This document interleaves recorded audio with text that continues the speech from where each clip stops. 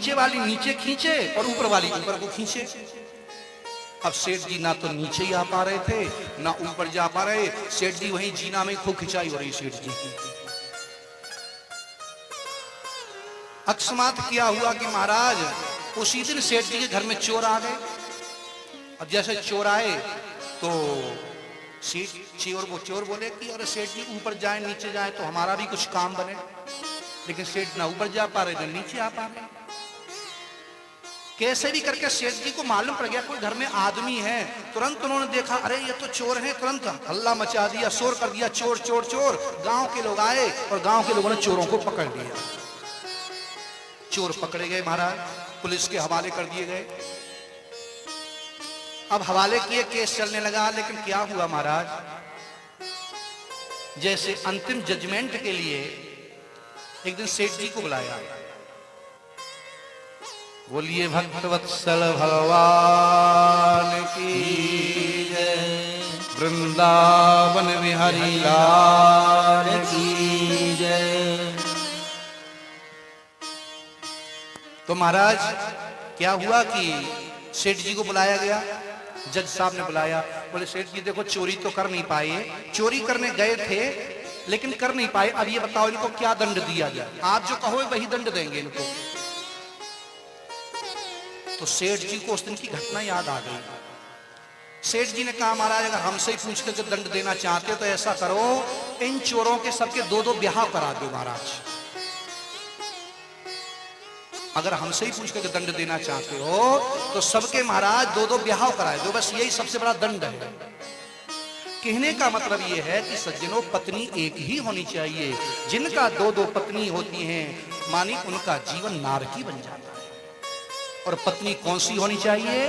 सुनीति होनी चाहिए। क्योंकि आप जानते हैं सुनीति के यहां पर ध्रुव जी महाराज का जन्म हुआ था और सुरुचि के यहां पर उत्तम का जन्म हुआ था। तो ध्रुवमानी होता है अटल, जिसका तीन कालों में भी विनाश ना हो, उसका नाम है ध्रुव।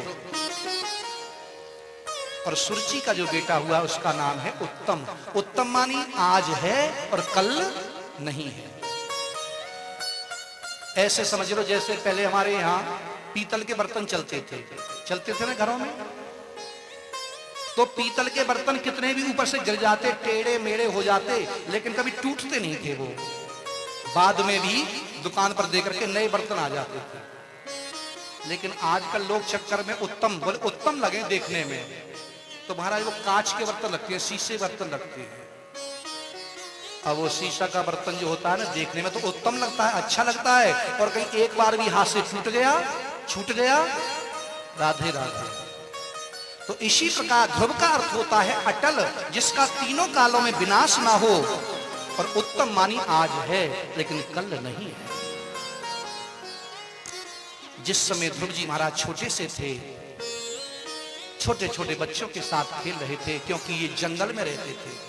कथा आपको सब जानकारी, क्योंकि ज्यादा विस्तार करने का समय नहीं है, आज हमको कृष्ण जन्म तक पहुंचना है। इसलिए ये जंगल में, क्योंकि सुनीति को जंगल में छोड़ दिया था राजा उत्तानपाद ने, क्योंकि पहले एक ही पत्नी थी, जब संतान नहीं हुई तो दूसरी सुरुचि से विवाह कर लिया था। तो सुरुचि ने कहा कि महल में जब रहूंगी, जब सुनीति को राज्य सीमा के बाहर निकाल करके और झोंपड़ी में बांस दे दिया जाएगा तब मैं महल में प्रवेश करूंगी। तो उत्तानपाद ने सुनीति को झोंपड़ी बना दी जंगल में, और सुरुचि जाकर के महल में रानी बन गई।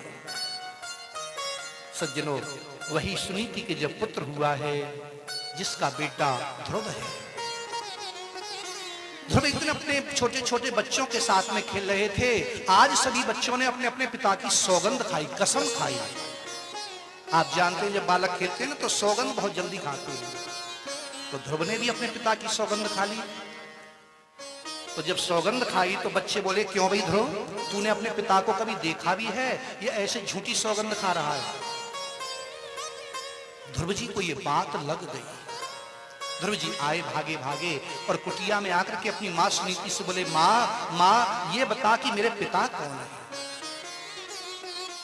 सुनीति ने कहा बेटा इन बातों से क्या लेना देना, ये तो तेरे खेलने खाने की उम्र है। अरे जो जगत पिता है वो तेरा पिता है। ध्रुव ने कहा नहीं नहीं माँ, जगत का पिता तो एक है ही, लेकिन संसारी पिता कौन है? क्या मेरे जीवन में कोई दोष है? क्या मेरे जीवन में कलंक है जो मेरे पिता का परिचय नहीं बता रही हो? मेरा पिता, जन्मदाता पिता कौन है? जब इस प्रकार ध्रुव जी कहने लगे तो तुरंत सुनीति ने कहा, बेटा सामने देख, ये ध्वजा, तोरण, पताका जो दिखाई दे रही हैं, बड़ी बड़ी अट्टालिकाएं दिखाई दे रही हैं, महल दिखाई दे रहे हैं, ये सब तेरे पिता की संपत्ति है, वैभव है। तेरे पिता यहाँ के राजा हैं। अच्छा माँ, मेरे पिता राजा हैं और आपने आज तक ये बात नहीं बताई कि मेरे पिता राजा हैं। आज मैं अपने पिताजी से मिलने जरूर जाऊंगा। छोटे से ध्रुव, 5 साल के ध्रुव, और महाराज अपने पिताजी से जैसे मिलने गए हैं, जो देखने में बड़े सुंदर लगते हैं ध्रुव जी महाराज, जिनके सुंदर कजरारे नेत्र हैं, घुंघराले केश हैं, सुंदर कपोल हैं। जो भी ध्रुव जी को देखता है वो यही चाहता है कि ध्रुव जी को गोद में लेकर के और अपना संताप दूर कर ले। जैसे ध्रुव जी अपने पिता उत्तानपाद के पास पहुंचे तो महल में उस समय उत्तानपाद अपनी रानी का बेटा जो उत्तम था उसको गोद में लेकर के खिला रहे थे। जैसे ही उन्होंने ध्रुव जी का परिचय पाया है तो उत्तम को तो गोद से नीचे उतार दिया और ध्रुव जी को लेकर के चूमने चाटने लगे। इधर जैसे सौतेली मां सुरुचि ने अंदर से देखा, बोले मेरे बेटा को तो गोद से नीचे उतार दिया और मेरी सौत का बेटा ध्रुव को गोद में लेकर के और उससे स्नेह कर रहे हैं, प्रेम कर रहे हैं। आते आते सुरुचि ने ध्रुव जी को बड़ी डांट लगाई। बोले पुत्र भिकारिन के अहो और गोद चाहत नृपकेर। अरे एक भिकारिन का बेटा होकर के और एक राजा की गोद में बैठने की इच्छा करता है। तुरंत ध्रुव जी का हाथ पकड़ा है सुरुचि ने और झटका मार करके गोद से नीचे उतार दिया है। बोले तू भले ही राजा का बेटा है, लेकिन तेने मेरे उदर से जन्म नहीं लिया है, तेने मेरी कुक्षी से जन्म नहीं लिया है। जिस दिन तू मेरी कुक्षी से, मेरे पेट से जन्म लेगा, तब तू इस गोद में बैठने की इच्छा करना। अगर तुझे राजा की गोद में बैठने की इच्छा है तो जा, पहले जंगल में जाकर के भगवान की तपस्या कर। भगवान जब प्रसन्न हो जाएं, उनसे वरदान मांगना कि मेरा जन्म सुरुचि के गर्भ से हो जाए। सज्जनों, आज ध्रुव जी महाराज का क्रोध भड़क गया है, जैसे कोई सोते हुए सर्प में डंडा मार देता है, क्योंकि ध्रुव जी महाराज क्षत्रिय बालक हैं। रोते हुए, फुसकारते हुए और अपनी मां सुनीति के पास आ गए हैं। और सुनीति ने जैसे ही अपने बेटा ध्रुव को, अपने हृदय खंड लाडले पुत्र को रोते हुए देखा है, जिनका आंखों का काजल बह करके आपने उनके कपोलों पे आ गया है। कहते मातो शपत्न्या सदुरिक्त विद्धा स्वसन रुषा दंडयतो यथाहि हित्वा मिशन्तं पितरं सन्नवाचं जगाम मातु प्ररुदं सकाशम्। ध्रुव जी को देख करके आज सुनीति माँ का जो मुखमंडल है, जो चेहरा है, वो मुरझा गया है। बेटा, ये तेरी दुर्दशा किसने की है? ये तेरी स्थिति किसने बनाई है? तो जो छोटे छोटे बालक और थे वो कहने लगे, माँ, ये अपने पिता के पास गए थे, वहां पर जो सौतेली माँ है, वो सौतेली माँ ने ये इनकी दुर्दशा बनाई है। सज्जनों, अस के है बाह पकर ध्रुव केरी और मंदिर बाहर दीन खदेरी। छोटे छोटे बालक बता रहे हैं। ध्रुव जी महाराज भी तोतली वाणी में कह रहे हैं, माँ कि गोद से उतार्यो पुनि बइया मरोरी मोरी और दोनों कान पकड़े और नैन तरेरी है कि गारी दीनी बहु भांति कि कहाँ लो बताऊं मात। ध्रुव जी कह रहे हैं माँ से, बोले गारी दीनी बहु भांति कहाँ लो बताऊं मात कि था पर मोरे मारे और कीनी मेरी खोरी है। मेरे थप्पड़ भी मारे थे उन्होंने कि था पर मोरे मारे और कीनी मेरी खोरी है। बोले तात हूँ ठाणे रहे, तात मानी पिताजी भी वहीं खड़े थे। बोले तात हूँ ठाणे रहे और बोले ना कछु बेन मात मोहि बताओ इंदु कौन गति मेरी है, कि मात मोहि बताओ इंदु कौन गति मेरी है। जैसे ध्रुव जी महाराज ने रोते रोते फपकते हुए सारी बात बताई, गोद से उतारो पुण्य बहिया मरोरी बोली। सुनीति माँ ने कहा बेटा अरे कोई बात नहीं, जैसे मैं तेरी माँ हूं वैसे तेरी वो तेरी माँ है। और उसने कहा कि जंगल में जाकर के तपस्या कर। उसने मुझे भिकारिन कहा, मैं कहती हूं कि हाँ मैं भिकारिन हूं, मैं दुर्भागिनी हूं जो तूने मेरे गर्भ से जन्म लिया है। बेटा अरे उसने तो वो बात कही है जिस बात को संत कहते हैं, जिस बात को शास्त्र कहते हैं, क्योंकि संत और शास्त्र भी यही कहते हैं कि हम परमात्मा को पहचाने, परमात्मा को प्राप्त करें।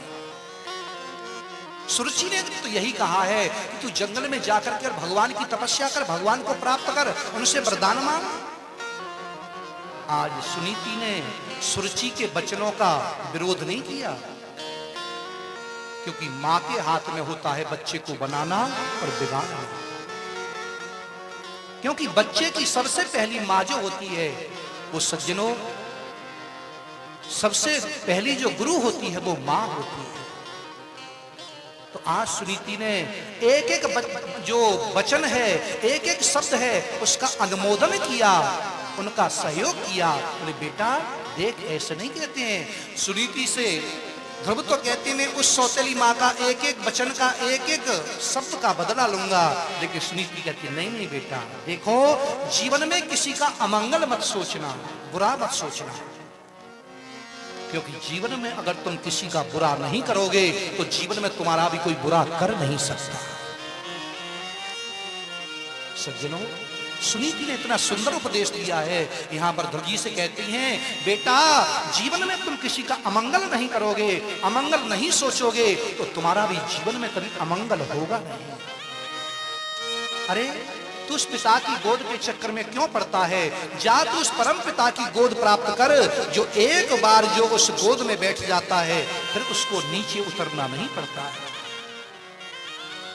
क्योंकि जो तेरे परबाबा हैं ब्रह्मा जी, उन ब्रह्मा जी को भी परमेष्टि पद उन भगवान की कृपा से ही मिला था। जो तेरे बाबा हैं मनु, मनु को भी उन्हीं भगवान की कृपा से ही मनु पद मिला था। और जो तेरे पिता उत्तानपाद हैं, उत्तानपाद को भी ये जो राजा की गद्दी मिली है वो भी भगवान की कृपा से मिली है। तो जो तेरे परबाबा को देने वाला है, जो तेरे बाबा को देने वाला है, जो तेरे पिता को देने वाला है वही तेरे को देगा। तू भी उसी परमात्मा की आराधना कर। अच्छा माँ तो वो कहाँ मिलेगा? बेटा वो तो सर्वत्र है। जैसे पुष्प के कण कण में सुगंध वास करती है, जैसे दुग्ध की बूंद बूंद में घृत वास करता है, इसी प्रकार परमात्मा भी कण कण में व्यापक है। कि हरि व्यापक सर्वत्र समाना, हरि व्यापक सर्वत्र समाना, मुझसे प्रकट होई जाना, हरि व्यापक सर्वत्र समाना, मुझसे प्रकट होई जाना, मुझसे प्रकट होई जाना, मुझसे प्रकट बोलिए पूज्य शीतल गोस्वामी जी महाराज की जय। निताई गौर हरि।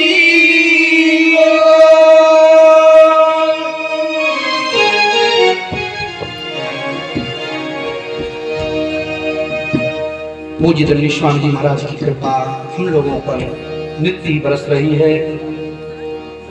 पूज्य धनी स्वामी जी के चरणों में प्रणाम करते हुए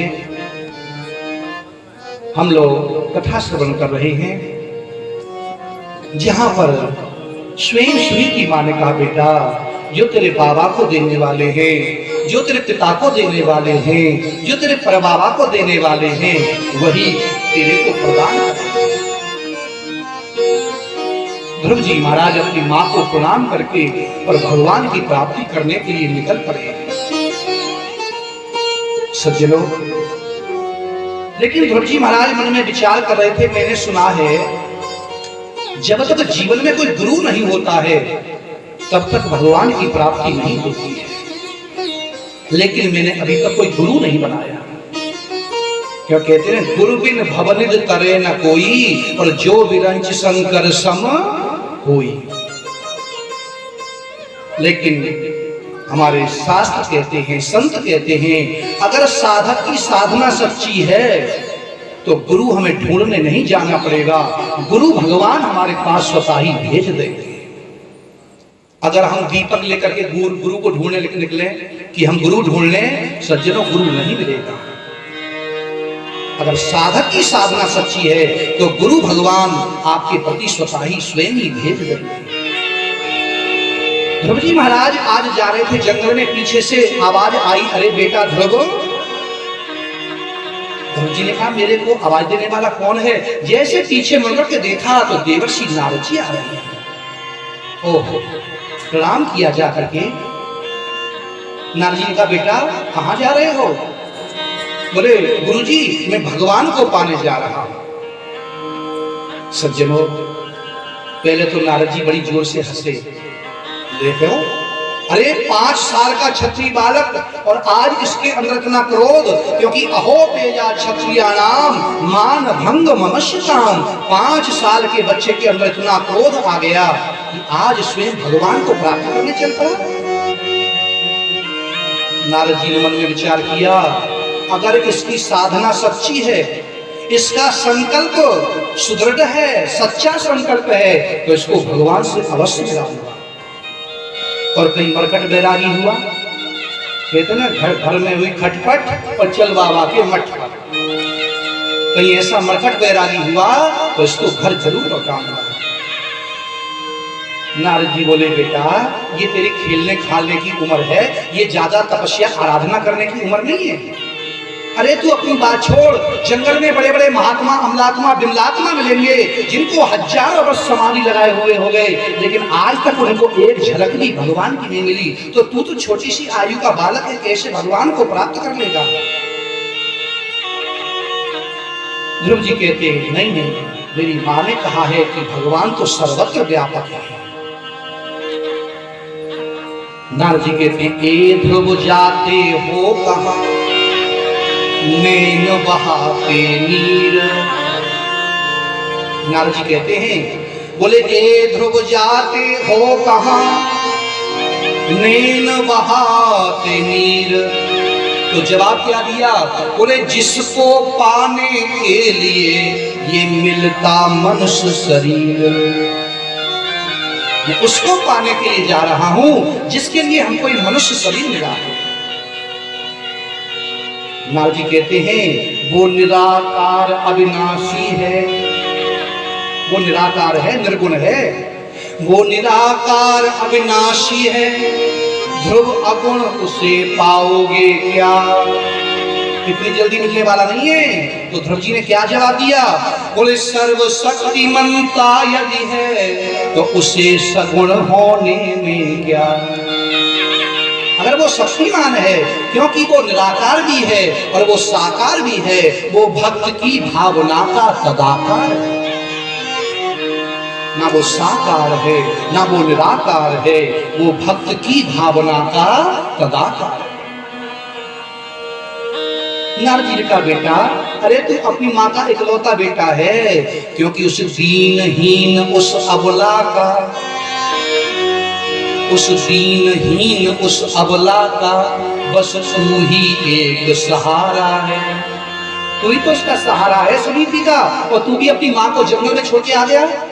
तो क्या जवाब दिया? बोले, सभी सहारे हैं उसके, क्या प्रभु किसी से न्यारा है? सभी सहारे हैं उसके, क्या प्रभु किसी से न्यारा है? बेटा तू है तो छोटा सा, लेकिन तेरे अंदर बातें बहुत हैं। अरे तू जंगल में जा रहा है, वहां भगवान नहीं, वहां बब्बर शेर रहते हैं, बब्बर शेर। क्योंकि भालू व्याघ्र गज जंगल में घोर गरज ना करते हैं। शेर का तू भोजन बन जाएगा, भजन नहीं कर पाएगा। तो ध्रुव जी ने क्या जवाब दिया? बोले जिसके रक्षक जगतपति क्या वो भी किसी से डरते हैं। कि जिसके रक्षक जगतपति क्या वो भी किसी से डरते हैं। नारद जी ने बहुत प्रकार से यहाँ परीक्षा दी है, लेकिन बाद में नारद जी कहते बेटा तू मेरी परीक्षा में पास हो गया, मैं कहता हूं तुझे भगवान जरूर मिलेगा। तू मेरी परीक्षा में पास हो गया। सज्जनों, नारद जी कहते मंत्र हम देंगे और इस मंत्र का जाकर के सीधे मथुरा के पास में मधुबन में जाकर के यमुना के किनारे जाकर के और इस मंत्र का जप करना, सारी विधि बता दी है। और नारद जी ने ध्रुव जी को द्वादशाक्षर मंत्र दे दिया है। द्वादशाक्षर मानी ओम नमो भगवते वासुदेवाय। सज्जनों, आजकल मंत्रों के प्रति हमारा जो विश्वास है वो कम हो गया है।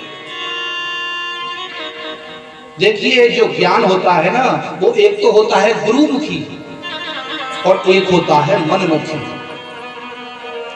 आज तो किसी से कहो ये द्वादशाक्षर मंत्र का जप करो तो तुम्हें भगवान का दर्शन हो जाएगा। अरे महाराज ये तुम पहले से जानते हैं, रोज ढोलक मजीरा बजाते हैं, तुम ही क्या बता रहे हो इसको। अगर किसी से कहा जाए कि तुम द्वादशाक्षर मंत्र का जप करो तो उसको श्रद्धा नहीं होगी इस मंत्र में, जबकि इस मंत्र का कितना प्रभाव है, कितना महत्व है। कहते इति सत्रात्रं प्रपठन पुमान पश्यति खेचरान। अगर 7 दिन 7 रात्रि पर्यंत इस द्वादशाक्षर मंत्र को कोई जप कर ले तो आकाश में सिद्धों को देखने की शक्ति प्राप्त हो जाती है। इस द्वादशाक्षर मंत्र का इतना प्रभाव है। लेकिन ये मंत्र सिद्ध कब होते हैं, मंत्र में मंत्रत्व कब आता है।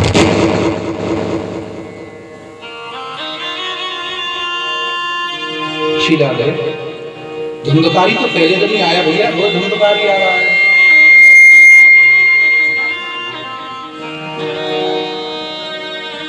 बोलिए भक्तवत्सल भगवान की जय। मैं आपको निवेदन कर रहा था, श्री राधे श्री राधे, मैं आपको निवेदन कर रहा कि मंत्र में मंत्रत्व तो कब आता है, जब वो मंत्र हम किसी गुरु के द्वारा प्राप्त करते हैं। क्योंकि आजकल जितने भी मंत्र हैं सब पुस्तकों में छपे हुए हैं, तो आजकल लोग गुरु बनाने में संकोच करते हैं, शर्म करते हैं कि हम गुरु बनाएं।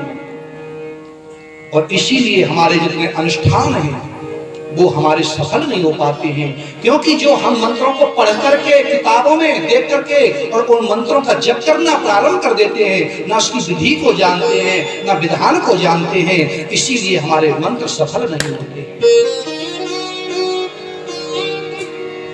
हम आप लोग सब गांव के हैं, आप जानते होंगे पीपल का वृक्ष होता है, पीपल का कितने ऊपर से फल गिरते हैं, कितने लाखों करोड़ों ऊपर से फल गिरते हैं, लेकिन कभी पीपल के नीचे पीपल का वृक्ष नहीं जमता है। देखा होगा आपने, बरगद के कितने फल ऊपर से गिरते हैं, लेकिन बरगद के नीचे बरगद का पेड़ नहीं जमता है। कितने बीज गिरते हैं, लेकिन वही फल को जब कोई पक्षी खा लेता है और पक्षी खा करके उसको पचा करके और जब उसकी बीट कर देता है, विसर्जन कर देता है, अगर वो पत्थर पर भी अगर बीट कर देता है तो पत्थर पर ही पीपल और बरगद को उपज जाते हैं। आपने देखा होगा कुएं की मन पर, पत्थरों पर, महाराज छत में, दीवार में, अगर जहां भी पक्षी खा करके उसकी बीट कर देगा वही वो पेड़ निकल आएगा। इसका मतलब क्या है, हम कितनी भी उपजाऊ भूमि में उनको डालें, कभी पेड़ पीपल और बरगद नहीं जमेंगे। कितनी भी खूब उसको उपजाऊ करना, फिर बोना, नहीं जमेंगे। इसी प्रकार जो मंत्र हैं, पहले जो गुरु होता है उन मंत्रों को महाराज उनका अनुष्ठान करता है, अनुष्ठान करके उनको अपने हृदय में पका